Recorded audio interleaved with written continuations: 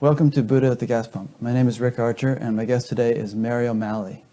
This is an ongoing series of conversations with spiritually awakening people. For more information or to help support our efforts, please visit us at batgap.com. Mary is an author, a counselor, and an awakening mentor who lives in Kirkland, Washington. In the early 1970s, a powerful awakening set Mary on the path to changing her whole relationship with the challenges of her life, freeing herself from a lifelong struggle with darkness. Since that time, Mary has taught extensively throughout the U.S., Canada, and Denmark. She's an inspirational speaker who leads retreats that transform people's lives, including week-long retreats in beautiful places like Costa Rica and Hawaii. She also provides individual counseling and offers ongoing groups where people can come together to experience the miracle of awakening. Mary's new book, which I've been reading, is called What's in the Way is the Way, and it's been endorsed by a number of luminaries, Dr. Christiane Northrup, Jack Kornfield, Neale Donald Walsch, Stephen Levine. And as usual, I'll be linking to Mary's website and her books from her page on batgap.com. So welcome, Mary.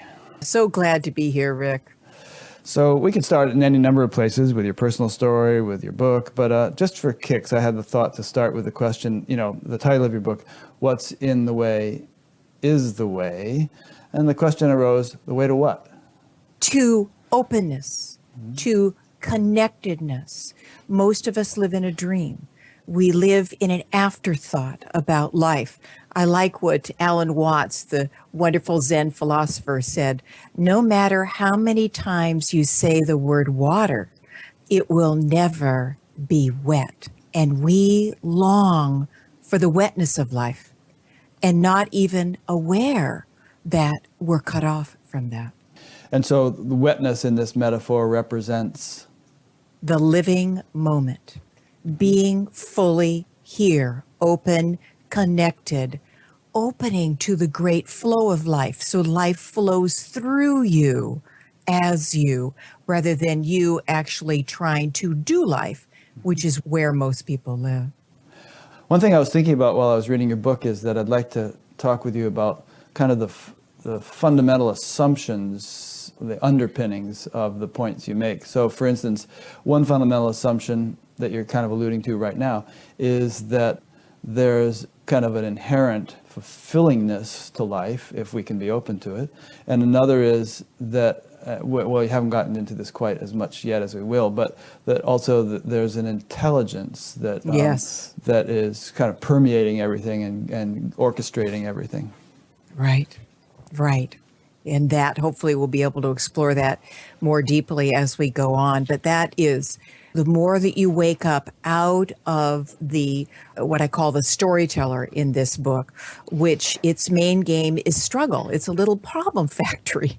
And mostly its problems are little ones. It doesn't like how its hair is today or the length of the stoplight, but life can throw us some pretty big challenges. And what we do is we struggle with those challenges rather than staying open. And the more that you open, the more you see that, at one time you were just one cell that was so tiny you couldn't even see it with the naked eye. And this cell knew how to divide and develop all of the different systems inside of us, the circulatory system, the nervous system, the reproductive system. And now we are made of 70 trillion cells. When was the last time that you were in charge of your body? The intelligence of life is in charge of life. And that's what we don't see when we're caught in the game of struggle. Yeah. It's interesting to note that most of those cells aren't human.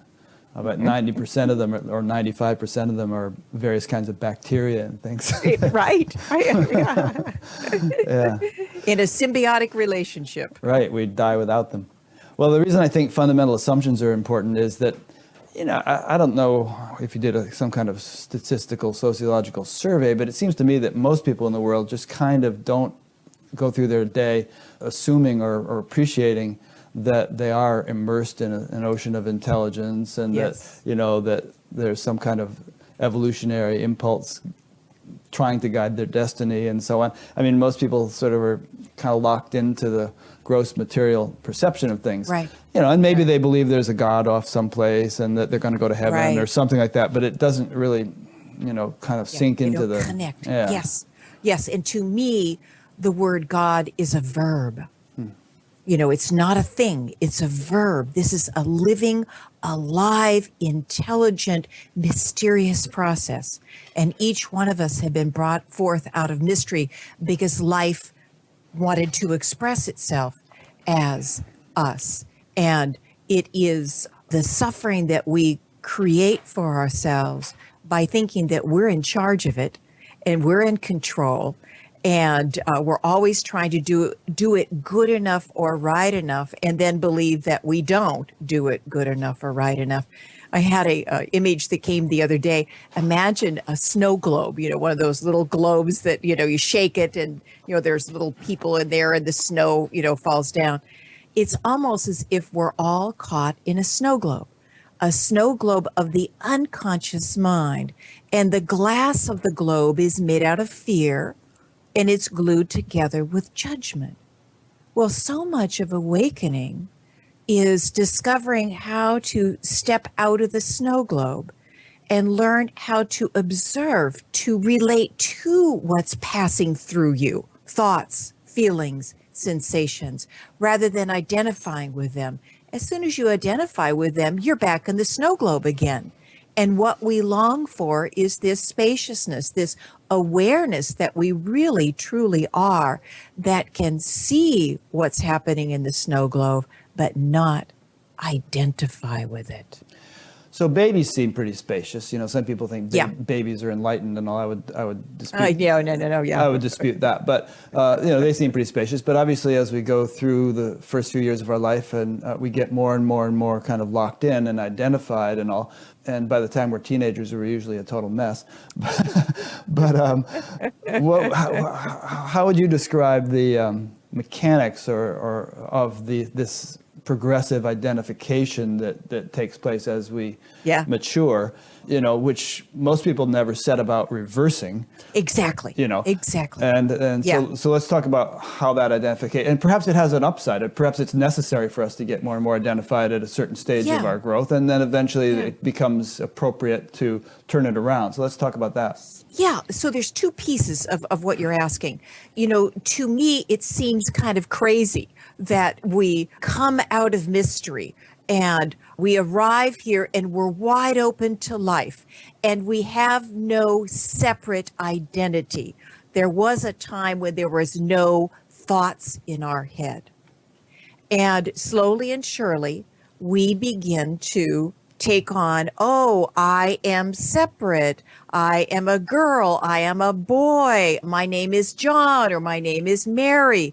And slowly and surely, we crawl into what I call the storyteller in this book. And then we go to school. And school is a very cruel place. I say that you come across the red pencil syndrome, the excellent, good, fair, and poor syndrome. And then all of a sudden now you've got to do life and you've got to do life right, but you're not feeling that you're doing it good enough or right enough. We all carry this spell. That's a word I use in this new book, this spell of not enoughness. And so you can see what happens in teenagehood. We all of a sudden are trying to be what we think we should be, and we're looking around and making sure that we're doing what everybody else is doing, or if that doesn't work, we turn into the rebel, and we crawl into this separate self. And we have 65,000 thoughts a day. And 95% of them are repeats from the day before. That's where most people live. They think that they are their thoughts. And the older you get, the tighter that gets, the more suffering you experience, because thought does not create reality. Thought cannot control reality, although there's just enough of an illusion of that you can stay caught in this world of this separate self. But then, like in my life, you're really blessed if you're given something you can't control, because that is maybe the first inkling that just maybe I am more than I thought I am. Maybe, just maybe, I am not this struggling self. Now, the other part of your question is, oh my God, maybe we're supposed to do that. I mean, it seems kind of insane if you really think about it. We arrive out of mystery. We are connected. We're not consciously aware, but we are at one with everything. And then we take on this separate self. Why is that? And the only way that I can make sense of that is that when you look at the world, you see that it is dualistic in nature.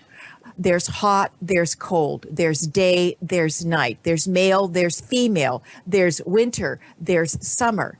And if there was no such thing as night, you wouldn't recognize day. It is recognized in relationship. So the only thing that makes sense to me is we are supposed to take on what we're not, get lost in it, and then something very spectacular is beginning to happen. The people that have come before us that have seen through this game of struggle and become the fullness of who they are were usually people that lived in caves or monasteries, or, they removed themselves from life so they could get quiet enough to really observe this whole stream of thought, this stream of sensations, this stream of feelings that is moving through who we really are. Well, at least in my world, awakening is happening everywhere. I mean, you can see it in the movies, you can see it, in television programs. We are in what I think is an evolutionary shift. And that to me is why there's so much fear on this planet. ISIS, Ebola, poverty, greed, all this craziness is not here because we've done something wrong. In my world, it is the contraction of the old that is calling our attention to it so that, like Ebola, we can begin to get to know fear rather than being lost in it. And more people are beginning to wake up out of the dream of this separate, struggling, fear-based, very judgmental self that we thought was who we are. Yeah.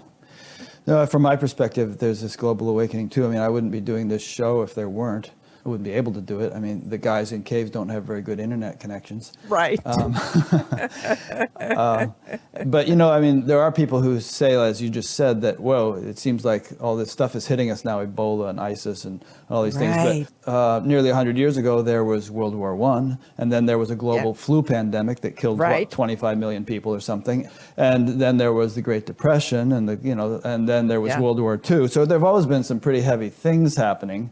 Yeah, But go the ahead. difference, Rick, is that now we're connected, through the internet, so we can see it more clearly.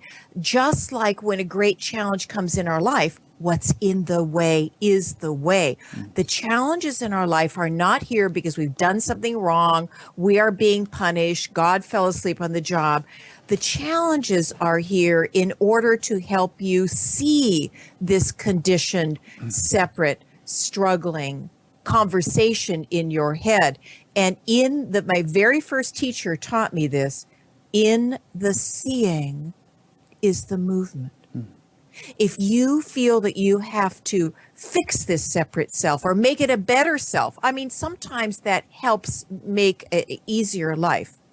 But that's not where true healing is. True healing is discovering how to relate to all the fear, the despair, the loneliness, the shame, all of these energies that contract us and keep us from being open to life. And that kind of gets us back to fundamental assumptions. You're saying that all these things are not capricious or arbitrary or mean-spirited or anything on the part of some creator, that I'm putting words in your mouth, but that there's a kind of a divine, benevolent intelligence that actually wants us to evolve and grow and become enlightened. And that, we do live in as you were saying, a world of polarities and opposites. So if you're going to have hot, you have to have cold, and if you're going to have healthy, you have to have sick.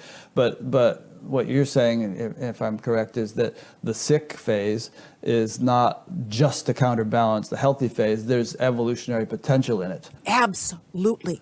that's what we're beginning to see, that what we learned in this conditioned self was to try to get to what we think would bring us happiness and resist or get away from what we think doesn't bring us happiness. Now, can you see how unbalanced that is? Yeah, you're leaning over there. I know, and what you can't see it on the camera. This hand is really reaching out there, and this hand down here is saying no, no, no, no, no.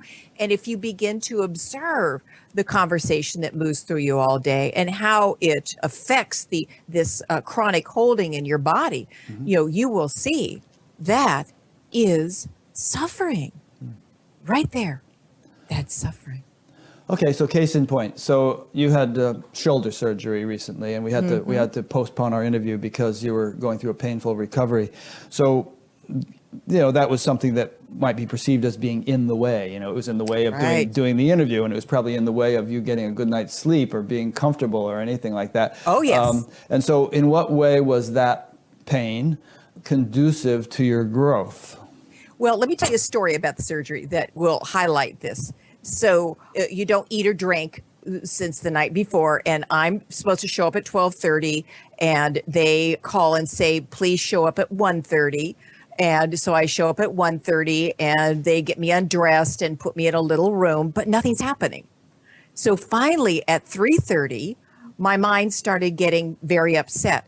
In the meantime, I was just spacious, and I could watch all the conversations going through me. I could watch the body start to contract in discomfort because I was thirsty and I was hungry, but I didn't get caught in it. I could see it and it would just pass through. But at 3:30, the mind took over and it started, hey, is anybody out there? And they came back and they said, it'll be a half an hour more. Well, it was an hour more. And this is great fuel because the unconscious separate self wants everything to be okay. And it sees discomfort as something that takes away okayness. What is really true is that our resistance and wanting to get someplace and get away from something is what covers the natural okayness that is always here, no matter what is happening in your life. And I was so spacious when the doctor finally walked in. The first thing she said was, how are you doing? And I said, how are you doing? Because my heart was wide open, because I knew the reason why it was happening was because the surgery before me turned out to be a much more complicated surgery. If I had stayed in that separate self, I would have grumbled. I would have, and this is somebody that's going to be cutting into my body, for heaven's sakes. And so we just connected because I kept on connecting with discomfort, with holding on, with resistance, and I kept on opening around it. And that's what I did, the whole time. In the recovery, were there times that the contraction took over, just like it did at 3:30 for a bit? And I began to move out of the contraction. But as soon as the nurse left, curiosity kicked in and said, okay, who's here? Oh, okay. The one that I understand. This is very uncomfortable, but this just passing show. We're creating more suffering by resisting it. Let's stay open to it. And it's so wonderful, Rick, when you know how to recognize the unconscious self, the resistant unconscious self, the grasping unconscious self, and bring it space. That's what we long for. So even in your recovery period over the last couple of weeks, in the midst of the pain that you were experiencing, you were able to pretty much do that?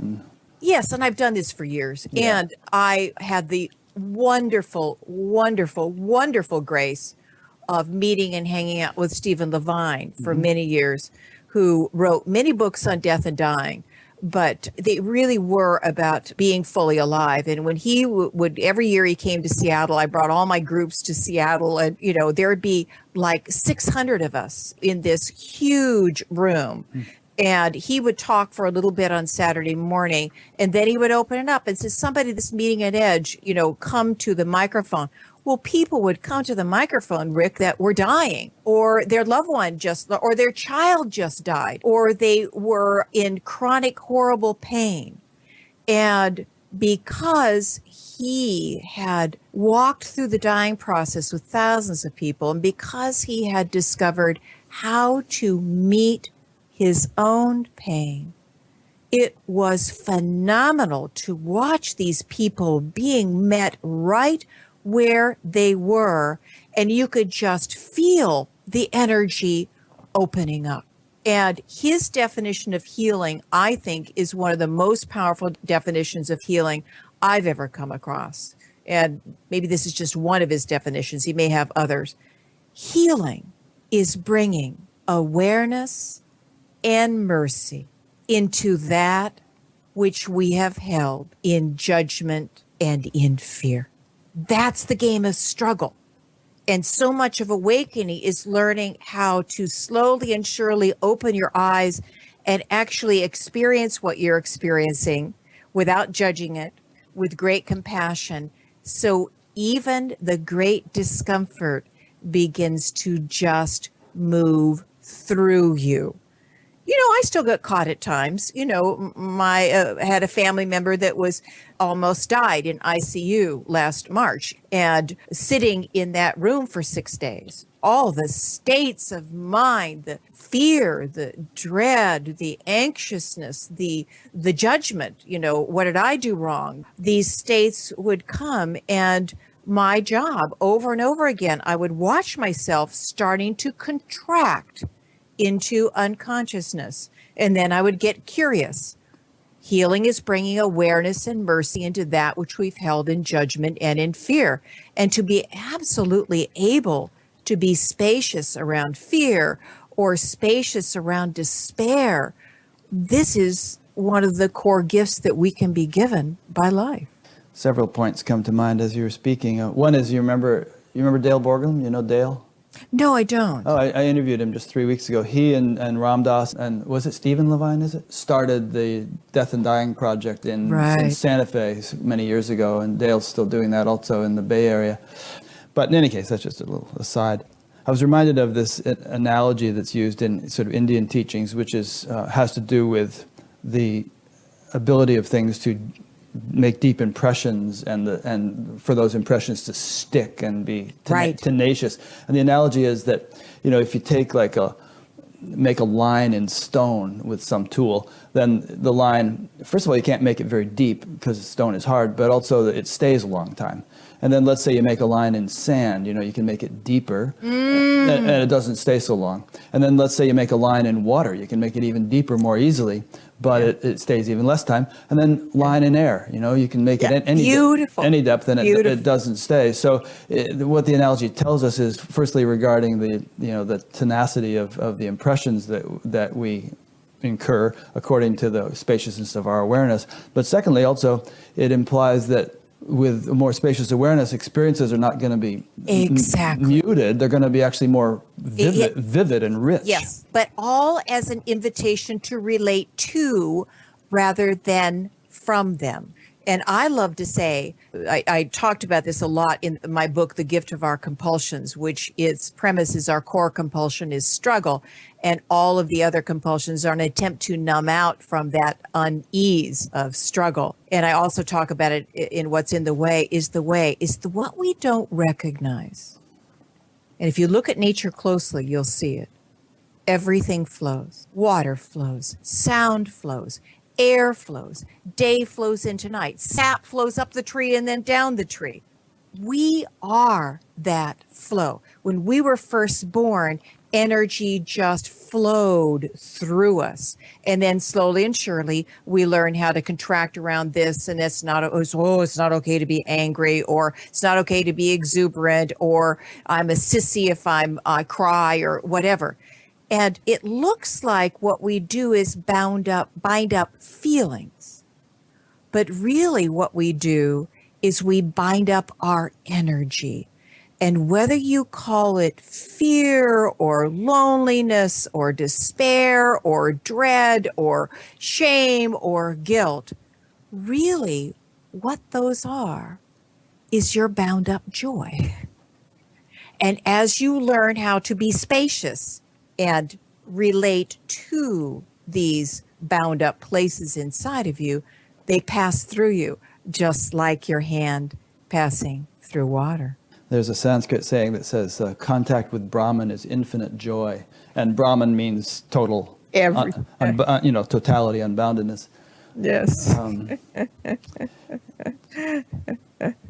So one thing that I experienced when I began to kind of get it more into the groove of flowing rather than controlling is that there was this balancing act between kind of a passivity in which I was just sort of like, oh, whatever, just kind of like go with the flow, even if maybe the flow wasn't the best way to go, between that and controlling. And it was kind of a many-year process, and it's probably still going on, of learning where to find that balance point. Right. Yeah, because both are necessary. I love to say that the body has bones, and if it didn't have bones, what would it be like? Okay. Like a pile of mush. A pile of mush. The body has muscles. What would it be like if it was all muscle? It wouldn't work.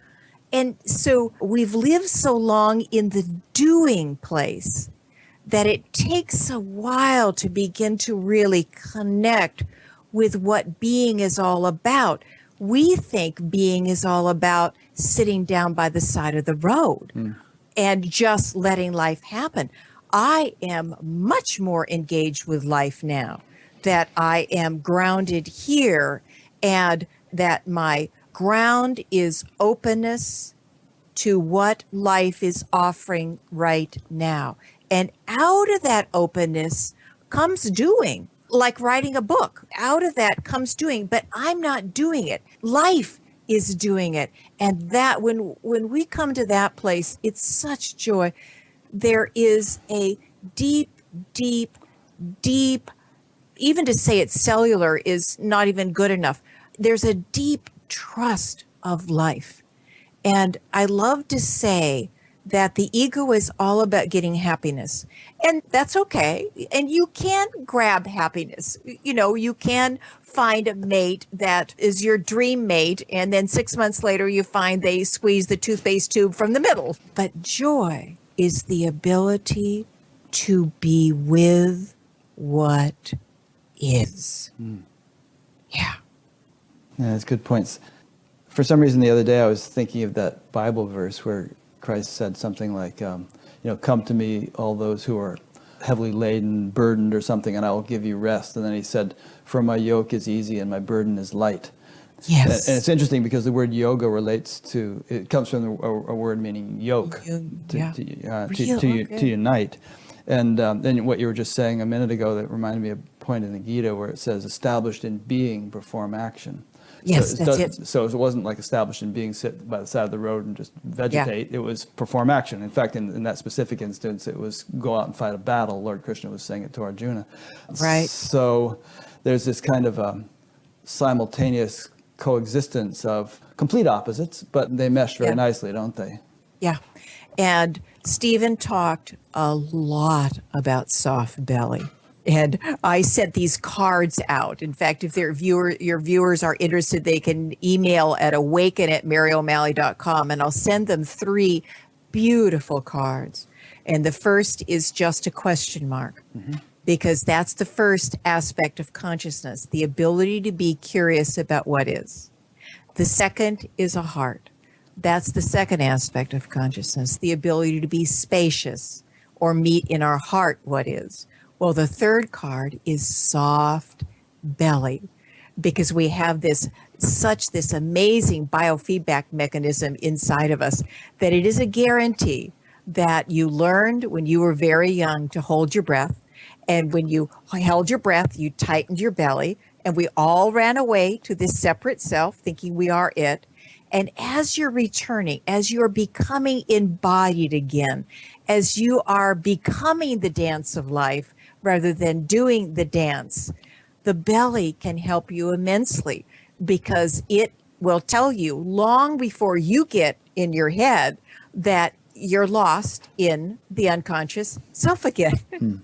And over again, to soften your belly, we long for our breath to move down fully. I mean, watch dogs and cats breathe. Babies breathe. They all breathe with their whole, well, actually their whole body, but you can see it the most in the trunk. And yet most of us, by the time we go to school, are holding our breath. So if your listeners are interested, I will have sent to them those 3 cards. They're so beautiful. The question mark. Remember, Stephen said healing is bringing awareness and mercy. I call it curiosity and compassion. Mm-hmm. The question mark, the heart, and then the soft belly. And my belly's pretty soft, but not in the good sense. Yeah, it's an inner openness to life. What was the email address again to get those cards? Awaken, the word AWAKEN at MaryO'Malley.com. Okay. MaryO'Malley.com. Okay. I imagine you'll get a bunch of emails. I would love to spread. I figure I'm Johnny Appleseed. Yeah. You know, and I would love to spread this. We will not make it as a species if more and more of us don't come into consciousness. Yeah, that's a whole topic for discussion too, is the societal implications of this and the reason for all the kind of serious problems that beset us, you know. Exactly. Being rooted ultimately in consciousness or in a deficiency of consciousness. Exactly. Yeah. Exactly. In a belief in struggle, and a belief in fear, and a belief in shame. Most people don't want anybody to know, let alone themselves know, how deeply they have put themselves out of their own heart. But you know, the word belief, I often hear teachers use that word, and I also often hear them use the word willingness, like you just have to be willing to kind of open up and this and that. And in a way, it kind of implies that one can just turn on a dime, you know, whereas in fact there are layer after layer after layer after layer of conditioning that's taken decades to accumulate. Yes. And so you don't want to give people the impression that they're kind of like lame or something if they can't just open up and be all breathing from the belly and do all this stuff, you know, on the spot. It's going to be a process. It's a process. Somebody asked Stephen, how long does this take? And he said, it's the work of a lifetime. Yeah. But what I will add to it, Rick, is it's the only game in town. Right. I mean, when you begin to hear about consciousness or awakening, I mean, that is truly a gift from life. And I love metaphors. And so I have the one metaphor that comes to mind right now is everybody lives in the middle of the deep, dark forest in a prison. And this prison has multiplex theaters and car races and wonderful restaurants and all that. Right. And all the way around the perimeter is a fence. It's not even a very high fence. But on each fence post is a sign that says, do not cross this fence or you will die. That's the separate self that is terrified of opening to life. Yes, we long to open to life more than you can possibly imagine, but we're also terrified of it. But the people that listen to you and the people that I work with, they've crossed the fence. Maybe not even because they wanted to. They were just compelled. And for a long time, it looks like you're wandering in the forest. But the more you wake up and the more the trees thin and the more you come to this bluff you can see forever, and you become big enough that you can look back at your journey and you can see every step of the way was absolutely necessary. And that's why I do retreats and do phone groups and phone counseling and all that, because we need to gather together. It's almost like learning a language. Yeah, you can read about, let's say you want to learn Spanish, and you could read and you can start saying, hola, mi amor. But it isn't until you start conversing with somebody that it actually begins to integrate inside of you. And so I believe very strongly we need to have interview shows like this, and we need to have retreats like I do or groups, because we need to gather together in these small groups of people that begin to grok the language of consciousness. I like the Spanish analogy because, I mean, I took Spanish many times when I was in grammar school and high school, and I was always lousy at it. And I'd sit in the class, struggle through it, go home and speak English and just forget about it. Probably not even do my homework because it wasn't interesting. And then I'd go back to the class the next day and be looking at the clock, waiting for this to end. So, imagine that compared to becoming an exchange student and going to Spain, and living with a family in Spain Being immersed. for a Yes. year. Yeah, being immersed. Yes. So with this spirituality stuff, I mean, you can stick your toe in, read a Yeah. book, listen to an Eckhart Tolle tape or something, or you can kind of like really make it your primary focus, or Yes. as much as your life will allow, and you're going to get very different results. Yes. Yes. And one of the most powerful things about coming into a group of people that are also exploring consciousness is that you discover we're all nutty as fruitcakes. Yeah. You begin to discover that all those places you didn't want anybody else to know that you thought, the jealousy that you feel, the arrogance that you feel, the judgment of other people that you feel, the judgment towards yourself that you feel, the pickiness that you get lost into sometimes, the irritation, you begin to discover that we're all caught in the same place. It's so freeing when you begin to see that, because you let go of the war. Oh, a good person never feels judgment. Well, pahooey, this separate self is glued together with judgment. Awakening isn't stopping that. Awakening is having enough space around it that you don't identify with it. In fact, I love to say, oh, hi, oh, you're here today. Oh, you having a bad day? And you say that to a part of yourself that formerly you didn't even want yourself to know that was there inside of you, because we have it all.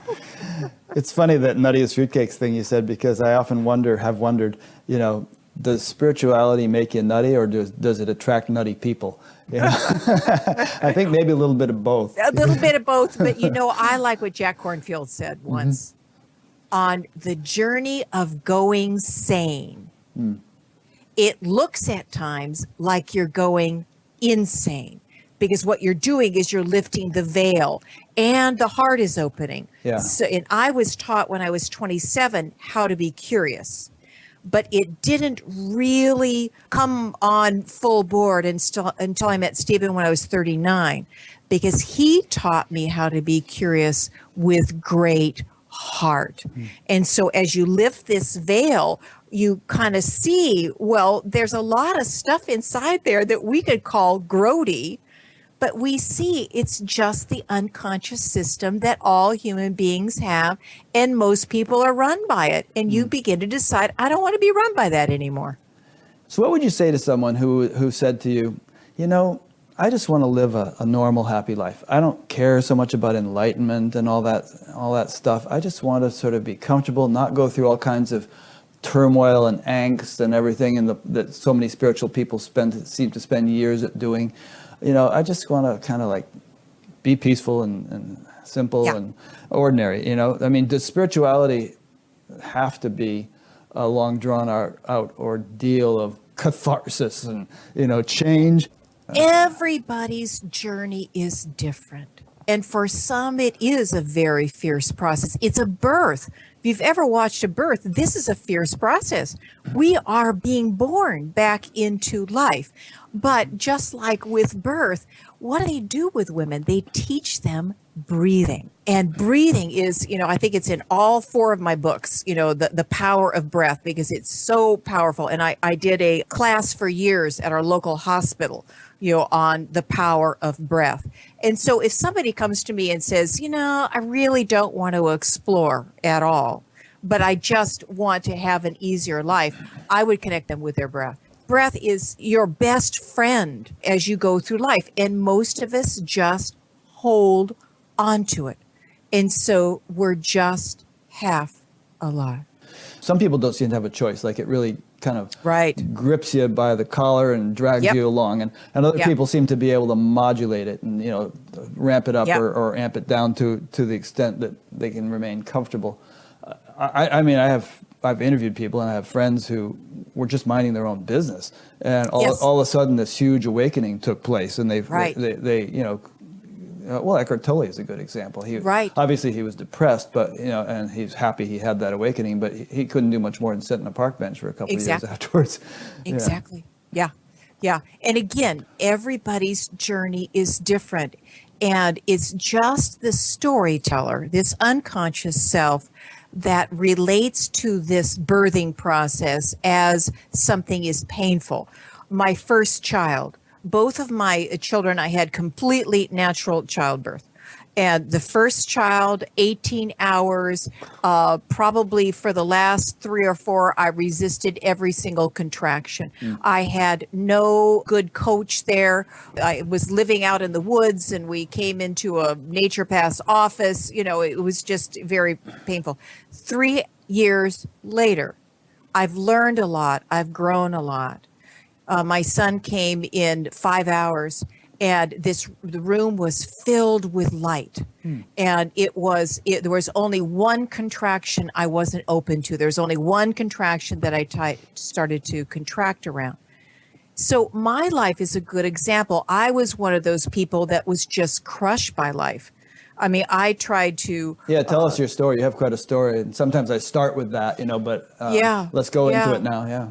Well, and I will say this, Rick, I was gifted with great darkness. And I am not being facetious. I'm not being Pollyannish. I was gifted with great darkness. I had the kind of childhood you wouldn't wish on anybody. I discovered the joy of numbing through food when I was about 10. And then I discovered alcohol when I went away to college. And then I discovered street drugs. And when I was 23, I gained 97 pounds in a year, while I was washing a lot of it down with alcohol and getting every single drug, both prescription and non-prescription, I could, because I didn't know how to be with what I was experiencing. And they started me on psychiatrists when I was 10. And so everybody tried to fix me: psychiatrists, psychologists, group therapy, hypnotherapy, hospitals, all of this. There was something wrong with Mary, and she needed to be fixed. All I heard was, there's something wrong with me. So when I was 24, I tried to kill myself 3 times.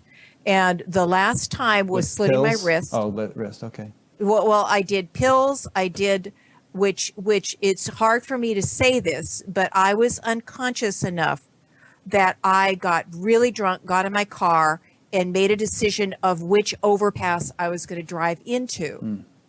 Didn't even think about the other people that I could have hurt. Right. But that was the level of contraction that I was living in. And something, I headed toward it, and something pulled the wheel right at the last minute. And I wasn't relieved, I was angry. And then when I slit my wrist, thank God I didn't know that you slit up. But I just kept on doing the razor blade over and over again. And I can remember exactly where I was. I was sitting on the floor, and I was sobbing, and I was filled with so much self-hate because I was even a failure at suicide. Then, when I was 27, I had moved back from Europe, and I was living in this basement apartment with my mother upstairs, and she was going to go to a yoga weekend and couldn't go, and said, do you want to go? And it's kind of like, oh, well, okay. And so I went, and this man was one of the first people that really brought yoga to the United States, Joel Kramer. And what he really taught was Jnana Yoga. And it was like I stepped out of a B-grade black and white horror movie and into a Dolby surround sound Technicolor Panavision movie. And I couldn't tell you what he said. I couldn't tell you. I at least recognized that there was something here that was true and real.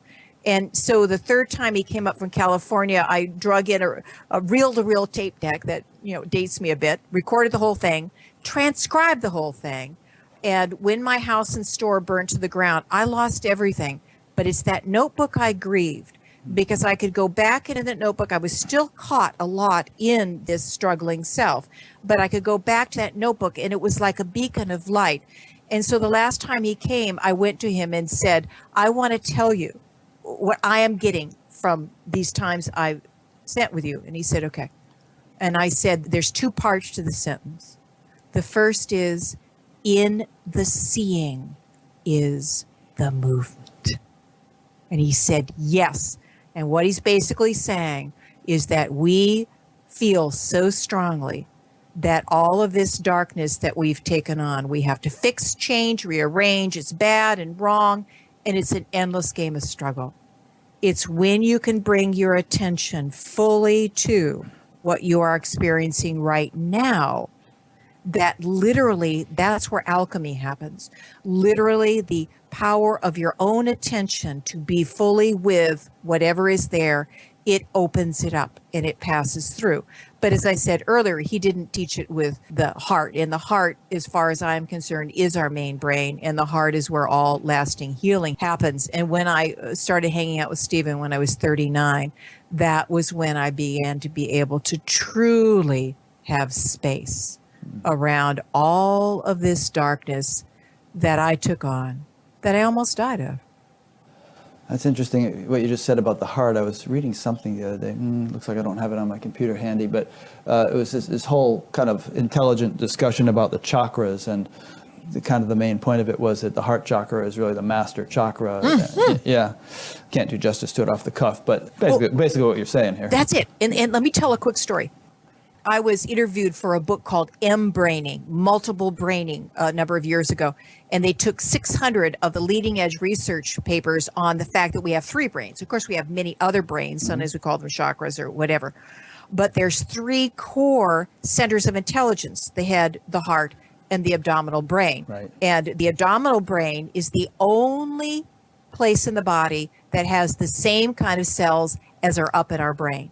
And this is that knowing, that gut knowing, that the abdominal brain is connected to the wisdom at the heart of life. Yeah. The heart brain is the main brain. And at the Heart Math Institute, they did these amazing studies. And one was that they hooked people up to body sensors, heart sensors, and brain sensors in front of a computer. And the computer randomly chose either horrific, neutral, or beautiful pictures. And for every single person, the heart always responded first. But for many of them, the heart responded 6 to 8 seconds before the computer even chose the picture. Why? Because this brain is a tool for maneuvering through reality, but it is not connected. This is connected to everything. And this is our home. And this is what we long for so deeply, is to come home to the wisdom of our heart. Nice. Very well put. You're eloquent, must say that. Thank you. You know Adyashanti, spiritual teacher? Oh, yes. Yeah, he always talks about, head awakening, heart awakening, gut awakening, that they're actually distinct degrees of awakening that people undergo. Yeah. One thing that's kicking around in my mind as you've been speaking is the issue of capacity or ability to do what you're saying. And I'll elaborate just a little bit. 20 minutes ago, we were talking about experiencing a lot of pain and being able to kind of be open in the midst of that pain. I was thinking of, I think it was Saint Teresa of Lisieux, who died of tuberculosis of the bone, which is supposed to be excruciatingly painful.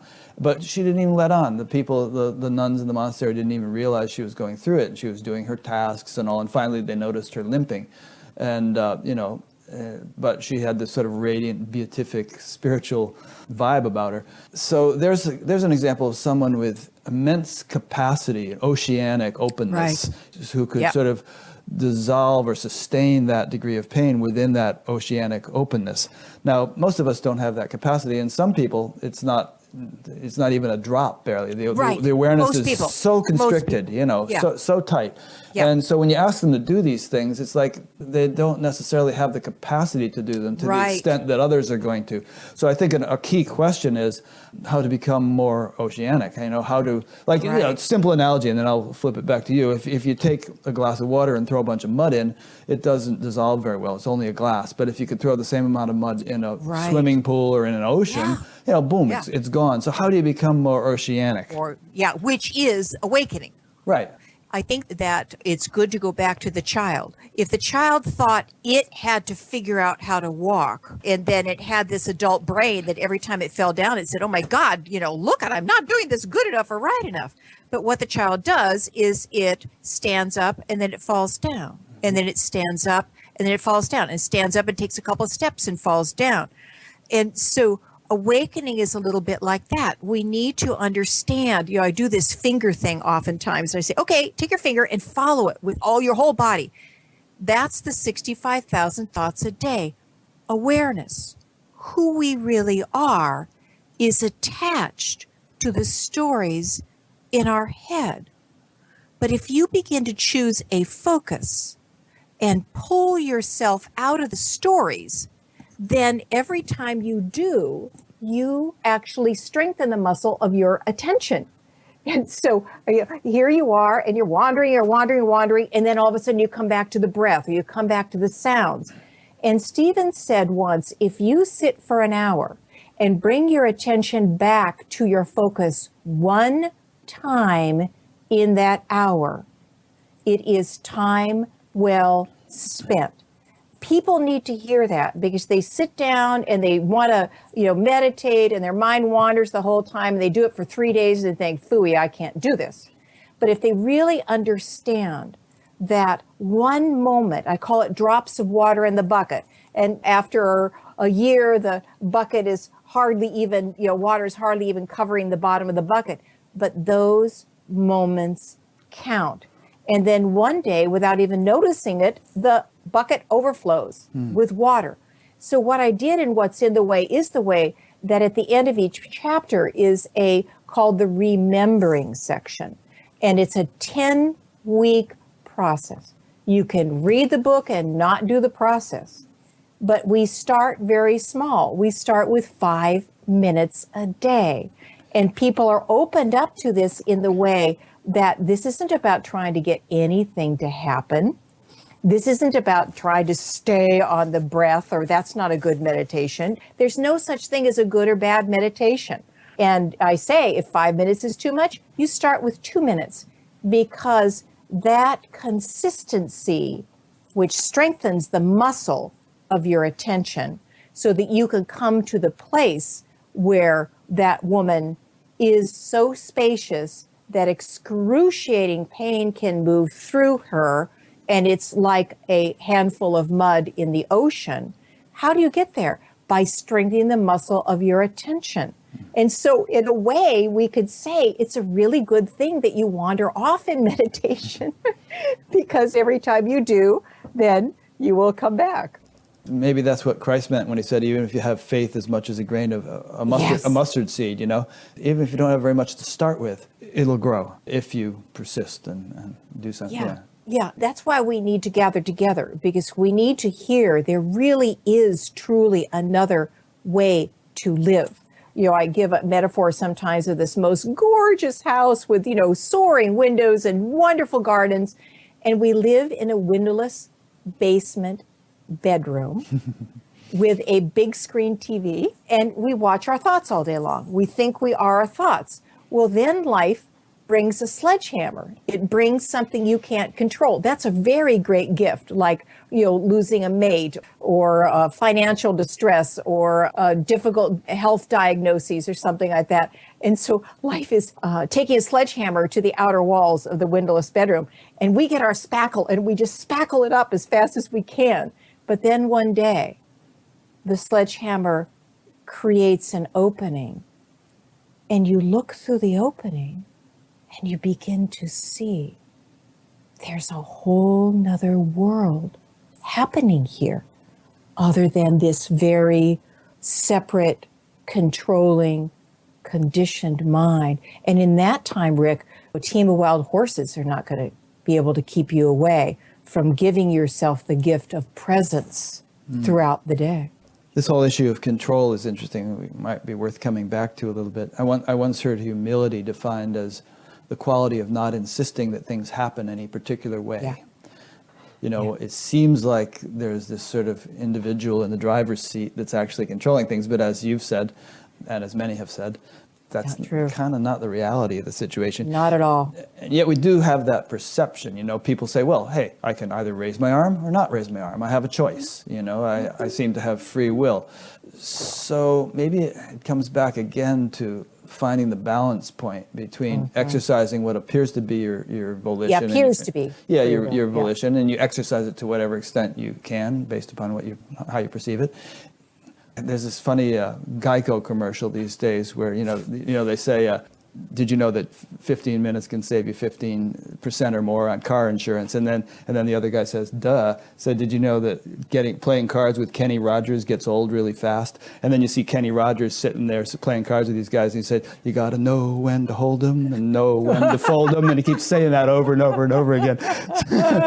So it's like there's this balance point, is the point I'm getting to, between actually applying some sort of individual will or volition, and then just surrendering to the larger cosmic intelligence.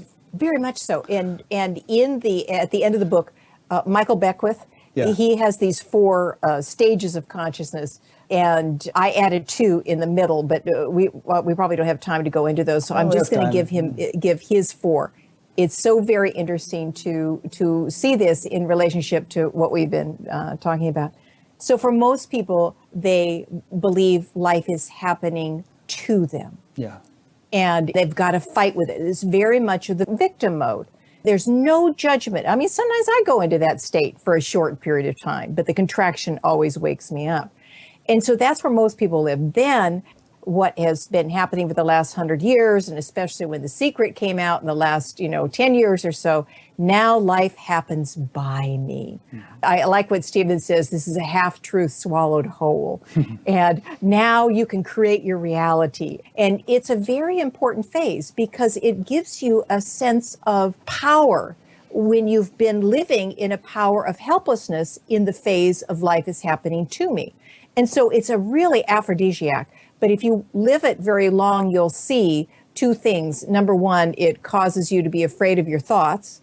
And number 2, it causes you to feel ashamed because, of course, everybody else can create their reality, but I can't. Carolyn Mace in the 90s was in Seattle. I didn't go see her, but a friend of mine did. And she was shifting from this, you create your reality, to show up for reality. And she asked 600 people, who's been able to create their reality that they want? Not one person lifted their hand. So then you begin to move into life is happening through me, then eventually as me. And I think most people really won't know that, until they leave their bodies. But I think it's more of a just like the sun, the light comes gradually, in the morning. It is this gradual. Here's the dirty word to the ego, surrender. I like the word openness. Yes, when you're in the to me, my God, I got free will and I'm in charge and by me, yes. But then you begin to see that never brings you the real deep healing you long for. And you begin to relax. And you begin to see, be life. And you become less and less interested in free will and more interested in grounding right here. And Father Thomas Keating has a quote I have on my bathroom that I absolutely love, and I won't be able to say all of it, but he said, the chief act of will is not effort, it's consent. And as you move up the interior ladder of freedom, you become less and less interested in trying to control it and more interested in trying to stay open to it. He used different words than that, but that's the gist of the quote. So yeah, it's a slow, gradual that you see that life lifts your hand. Thought may think it lifts your hand, but where does thought come from? Life lifts your hand, and then you become the dance. And that's what we long for. Well, that was very beautiful. I loved all that. The whole thing about we each create our own reality, obviously, if we took that to its logical conclusion, the world would be complete chaos because we'd all be creating different realities. It'd be like... That's a good one. Yeah, I mean, how would we agree on whether there's a stoplight or whether it's red or green? I'm seeing a turtle. You've seen a stoplight? So obviously there's a larger reality that's independent of what we Yes. individually create. And the whole thing about The Secret, I think, was brilliant too, because I mean that whole thing, I didn't like it very much, but the whole emphasis seemed to be, oh, look at this beautiful diamond necklace in the window, and look at this beautiful Exactly. sports car, and I can have these things. Well, who's to say you should have those things? I mean, is that really in the larger interest of the evolution of consciousness, both your own and on the planet? I'm just reiterating what you said because you said it very beautifully, but what it really comes down to ultimately is how can I be of service, and how can I be an instrument of the divine, a sense organ of the infinite, and how can I Right. fulfill its prerogatives rather Yes. than some much more narrower ones that Yeah. I think are good but may not be. Yeah, beautiful. We've all been brainwashed into if we just get the diamond necklace or the Maserati or whatever, then we'll be happy. And for a moment, you may be happy, but then, somebody bangs their door into the, side of your Maserati, or somebody steals the necklace or something like that. That what we long for is the joy that comes from the ability to be with what is, and the such important point that you made, that the ego is all about getting. Who we are is all about giving, in the extent of allowing life to dance us. And to me, there's no greater joy. No greater joy. Just for kicks, let's take a couple of concrete examples that people run into in everyday life. So let's say, for instance, your boyfriend breaks up with you or something, and you're really heartbroken, and you feel like this is a terrible thing that has happened. So how would you kind of like speak to such a person in terms of how this traumatic event could actually be in their best interest in the bigger picture? Right. When I was writing What's in the Way, this came all in one fell swoop. Life is set up to bring up what has been bound up, so it can open up to be freed up, so you can show up for life. Well, you might as well say that again. It wouldn't be, or you could even say it again and then elaborate on each little piece of it if you wanted to. Life is set up. Life is an intelligent process. Life is for life. And to me, it brought forth human beings. I mean, why is a human being even here? My goodness, bees are more important to the function of it than it looks like with human beings. But when I get very quiet, it really seems to me that life has brought itself together into this frontal lobe so it can celebrate itself, so it can be here, so it can write poetry, so it can look at others through the eyes of the heart. When you begin to understand that we all have to take on what we're not, then there comes a time in your life, hopefully younger and younger people will get this, that you begin to realize that you put on a fractured pair of glasses when you were young. And you're looking at life through this fractured pair of glasses. You're actually experiencing them. So if experiencing life through the fractured pair of glasses. So if you had a alcoholic and abusive father, you may marry somebody that doesn't even look remotely like it, but eventually ends up being really very cruel. So we live these spells, and I love the word spells because it's something that's laid over the top of you. It's not true, and it can be lifted. So we just absorbed the spells that our parents absorbed. And life wants us to digest this, to see it and to see through it so we can come back to life. So life is set up to bring up what has been bound up. So I want to tell a story. This is by somebody that I have a few people that I work with that give me permission to share their stories. And this happened a long time ago, 4 years ago. So it's a young couple, had a young child, and were in a city visiting. And they split up one night because the wife had someplace to go and the husband had someplace to go. And they were going to meet at this place where they were going to stay the night. And they were going to meet at the baby's bedtime, like 8 o'clock. And so as the wife was leaving the place that she was and called the husband to let him know that she was coming, her SIM card broke. SIM And card. her- What's a SIM card? In the phone. Oh, okay. So her cell phone didn't work. And of course, there's no payphones around anymore. So she gets to the house where the husband's supposed to be, and it's locked and nobody's there. And she has a crying baby. And finally, after 45 minutes, she thinks, well, maybe I can find a window that is unlocked. And she finds a door and she goes in and she puts the baby to bed. You know, it's about 8:30 now, okay? And then he doesn't show up until 11:45. When he walks into the bedroom, she is all nails and teeth and spitting fire and so on and so forth. And he is all defending. This is what we do in relationship. We attack and we defend and we try to justify. They came to me because they were ready to get divorced because she just did not understand how he could possibly do something like that, because he said he was going to be back at 8:30 and he had his reasons, and or 8 o'clock, and he had his reasons and all of that. So they came to talk with me, and I said, well, tell me about what your experience was. And I asked the woman first. As she started sharing it, she started crying, and she said, I felt so alone.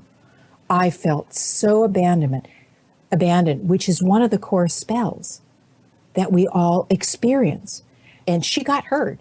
She got really hurt. And you could see that nobody had listened to that. The husband hadn't listened to it because he was trying to defend his actions. And he was trying to defend against her attack. So then I turned to the husband and he started defending. And then I said, but what are you really feeling right now? And it went into this agony of I'm bad and I'm wrong and I did it bad and wrong. Both of them in that situation were finally able to hear the other person. And it cleared out this contraction that had come between them. How we learn how to do that, because the woman said, but when he does something like that, I can't stop myself. I just erupt. And I said, of course you do. But you can learn after the fact to begin to be curious about what did this situation bring up inside of me? And I call it in the book the U-turn, where you actually stop talking about whatever brought this up inside of you, and you begin to take responsibility for what you're experiencing, which don't hear the word responsibility from the egos. I got to take responsibility. It's the ability to respond. And as we learn how to do that, we begin to understand life is set up to bring up what has been bound up so it can open up. For the first time, this couple really understood that one of the core heartaches that she has experienced her whole life is the experience of being abandoned. And we freed it up in that moment. And they looked at one another at the end of this conversation. There was just such love in their eyes. And once you begin to see the magic of this U-turn, of turning towards, of really being curious about when you are contracted, I call it becoming a tightness detective, then you begin to understand that the challenges of your life are not there because, as we said earlier, you did something wrong, or they did something wrong, or my parents did something wrong, or God fell asleep on the job, or whatever, or I'm being punished. They are actually there to bring up inside of you what has been bound up. So you, with consciousness, which is the ability to be curious and spacious, and that's why we do the 10-week process in the book. You can learn how to be curious and spacious. So in the future, when this deep abandonment comes, when the husband promises that he'll repair the roof or something like that, and he doesn't, and they get into a horrible argument, the chances are far greater that after the fact, one or the other of them is going to start to get curious now. And then they come in and they say, wow, never guess what was brought up inside of me. This is what I'm seeing. This is what I'm doing with it. So that is really the journey of digesting unconsciousness with consciousness. And you learn it by doing it inside of you. Interesting. There's a kind of an interesting context for everything we're talking about right now, which is that there are some spiritual teachers, some of whom I've interviewed, who really emphasize on the absolute view. And they emphasize that there really ultimately is no person, no individual. And, Right. and that all this kind of stuff that you and I are talking about is sort of like dressing up a dream character, you know, Right. and fussing over a dream character, whereas what you really should be doing is just waking up from the dream and not worrying about the dream character. Yeah, And I know. I just came across a quote from Adyashanti in which he said it can be very difficult for any spiritual teacher to get through to students who are fixating on the absolute view as an, Yes. as an unconscious way of avoiding their humanness. Exactly. Yeah, to get them to stop holding Yeah. on to their absolute view. This is one of the dangers of awakening, the tendency to grasp at a lopsided view. We grasp at the absolute view of awakening Right. and we deny anything else. It is actually the ego that fixates on the absolute view in this way, using it as an excuse for dismissing unenlightened behavior, thought patterns, and divided emotional states. As soon as we have grasped onto any one view of things, we have gone blind to everything else. Exactly. And we've gone blind to what life is in this moment. Life is an intelligent process, but to see how strong that urge to deny is, just think, for the past couple of thousand years, I would say 95% of the gurus or meditation teachers were all about going to enlightenment. And I mean, this is how I woke up in the early 60s. You know, my God, we were going to kill thought, you know. and I used to feel such a failure at it. I would be in a meditation retreat, and I'd open my eyes, and I knew everybody else was in nirvana. And I was there with, you know, struggling with the cesspool, so to Right. speak. But then I began to realize what a gift I was given, because I couldn't do the spiritual bypass. Right. Life said, show up for what I am offering you. And you begin to trust it, Rick. You even the deepest and darkest and most uncomfortable places, you know that that's where the doorway is. Yeah. And I suspect that all those people whom you thought were in nirvana probably weren't anyway, but if they were, it'd be interesting to know where they are today. Because Exactly. at some point they would have had to work through this kind of stuff. Yeah, and you can have many wonderful spiritual experiences without really awakening. Yeah. Yeah, that's a whole interesting point too. Maybe we should talk for a couple more hours, right? Yeah, sure. We'd have to take a bathroom break, and I know you have to go in about 10 minutes. And incidentally, next week I'm going to be talking to a fellow named Craig Holliday, who's written a book called Fully Human, Fully Divine, which kind of touches on this same theme. So Right. it'll be a nice 1-2 punch in terms of, Right. you know, the compatibility and, in fact, the necessary symbiosis between humanity and divinity, how the two are mutually enriching and complementary, not exclusive in any way.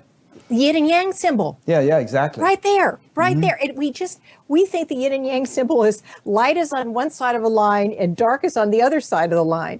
And it's not. They are nestled together, and in the light is a point of dark, and in the dark is a point of light. I think that, to me, that is the richest symbol I've ever come across Yeah, it's cool. in life. So in our remaining time, what haven't we covered that you'd like to cover? What are some highlights of your book? What are some highlights of your other books? What are some activities that you do that you'd like people to be aware of? You know, what would you like to leave people with? One of my favorite chapters in the book is chapter 11. And it's called The Bankruptcy, Song. isn't that? Yeah. Yeah, right. No, this is different. Okay. It's called The Song of the Heart. And it's the shortest chapter in the book. And I think the best way to get to the essence of that is just imagine you're sitting on the moon. I have a couple of lazy boy recliners up on the moon. I love to hang out on the moon because it gives me a broader perspective. And you look across at this blue, green, white jewel of our planet. And you are just stunned with the creativity of it.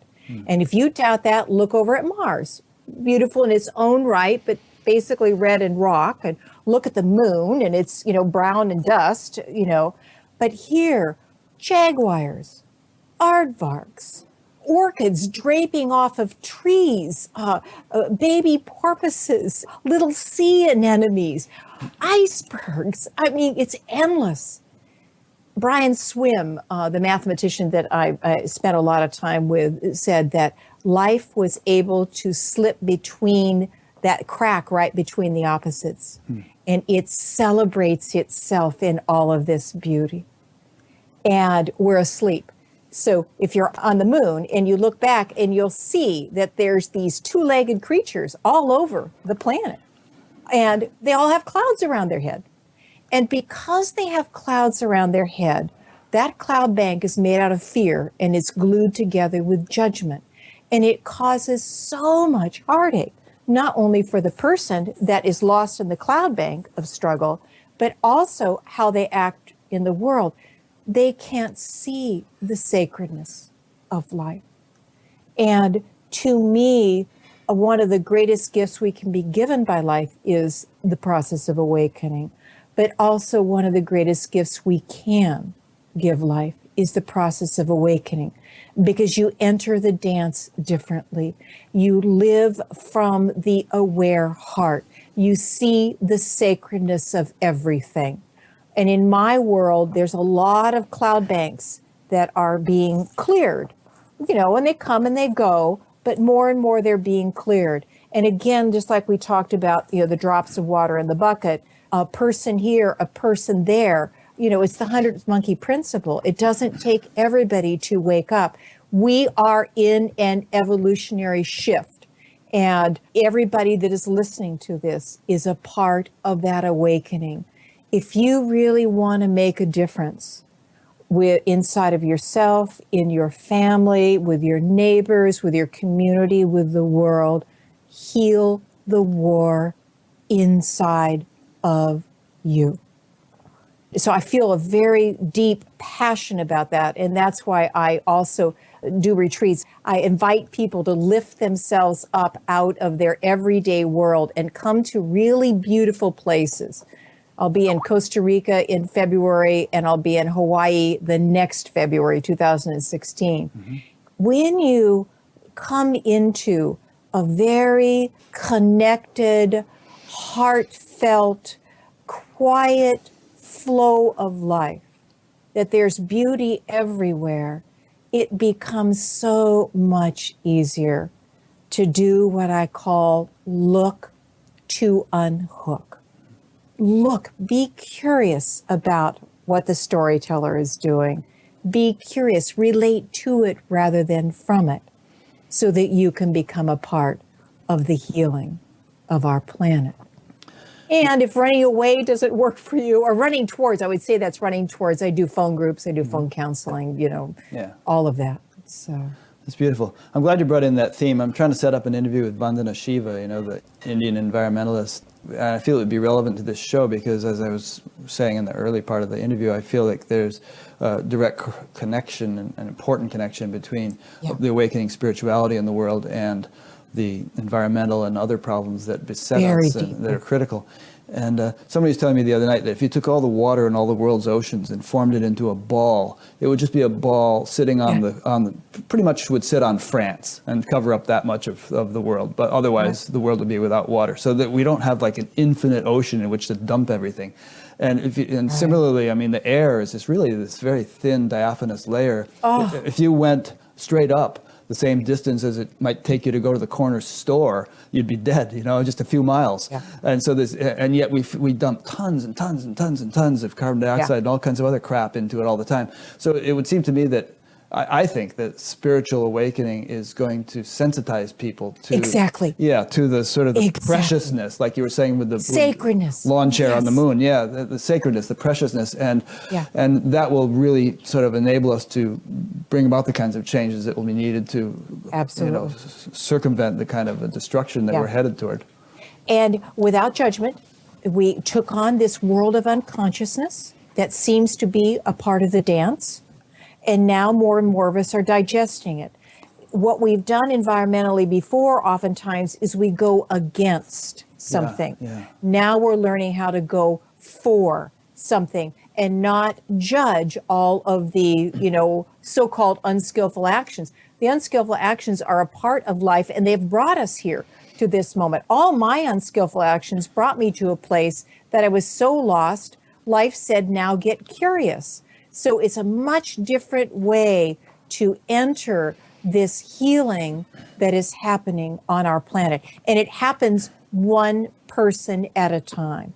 And if people are really interested, they can also email me, and I will be glad to send them the foreword and the introduction. Neil Donald Walsh wrote the foreword, beautiful foreword to the book, and the introduction to the book, so they can get a sense of what it's about if they want to know. And again, that's awakening at MaryO'Malley.com. Awaken at MaryO'Malley.com. At MaryO'Malley.com. Great. Right. All right, well, I know you have to go, so let me make some wrap-up points, and then we'll conclude. I've been speaking with Mary O'Malley.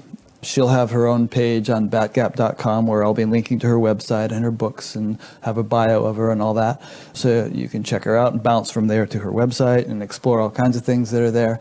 This interview is part of an ongoing series. There are over 260 of them now. And so at batgap.com, you will see menus where you can find all the interviews categorized in various ways, alphabetical, topically, and so on. Check that out. You can subscribe to an audio podcast so that you can listen to this as you commute or something, and you'll see a link for that. There's a donate button, which I appreciate people clicking and rely on people clicking in order to be able to do this as much as I do it. There's a place to sign up to be notified each time a new interview is posted, which means you'll get an email about once a week. And a few other things. Poke around in the menus, you'll see it all. So that's at batgap.com. So thanks a lot for listening or watching. We'll see you next week with Craig Holliday. And thank you again, Mary. It's been really a pleasure to talk to you. Such a joy, Rick. Such a joy. All right. Have a good day. And maybe we'll meet in person one of these days. Oh, that would be wonderful. Yeah. Okay, thanks. Bye. Bye.